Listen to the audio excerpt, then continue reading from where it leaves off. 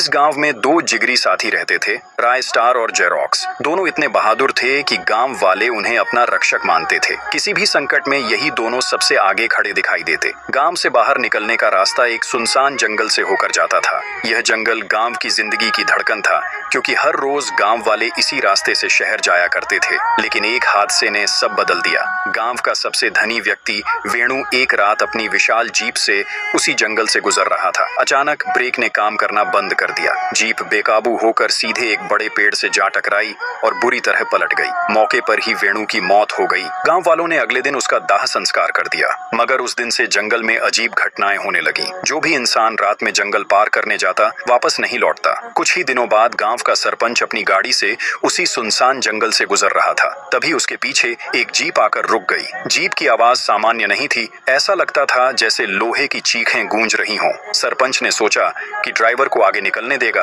पर जीप वहीं टिकी रही। जब सरपंच ने शीशे से झांका तो उसके होश उड़ गए। ड्राइवर का चेहरा इंसानी नहीं था, वह किसी दानव जैसा दिखता था। जीप अचानक सरपंच की गाड़ी से आगे निकल गई। सरपंच उतरा तो देखा कि गाड़ी के टायर अपने आप पंचर हो चुके थे। सामने वही दानव खड़ा था, हाथ में खंजर लिए। इससे पहले कि सरपंच मदद के लिए आवाज लगाता, उसकी निर्मम हत्या कर दी गई। इसके बाद एक मौतें होती रहीं। गांव के लोग डर के मारे रात में जंगल से गुजरना बंद कर चुके थे। आखिरकार सबने मिलकर राय स्टार और जेरोक्स से मदद मांगी। राय स्टार ने जेरोक्स से कहा, तुम गांव वालों का ध्यान रखना, मैं उस जंगल की सच्चाई का पता लगाऊंगा। अगले दिन राय स्टार अपनी गाड़ी लेकर जंगल की ओर निकला। रास्ते में वही रहस्यमयी जीप उसके पीछे आ गई और उसकी गाड़ी को टक्कर मारकर आगे निकल गई। राय स्टार ने गाड़ी रोकी और बाहर उतरा, लेकिन जीप गायब हो चुकी थी। थोड़ा आगे बढ़ते ही उसकी गाड़ी के टायर भी पंचर हो गए। वह जैसे ही उतरा, सामने वही दानव खड़ा था। राय स्टार ने जोर से पूछा, कौन हो तुम? लोगों को क्यों मारते हो? दानव ने गरजती आवाज में कहा, मैं वेणु हूँ।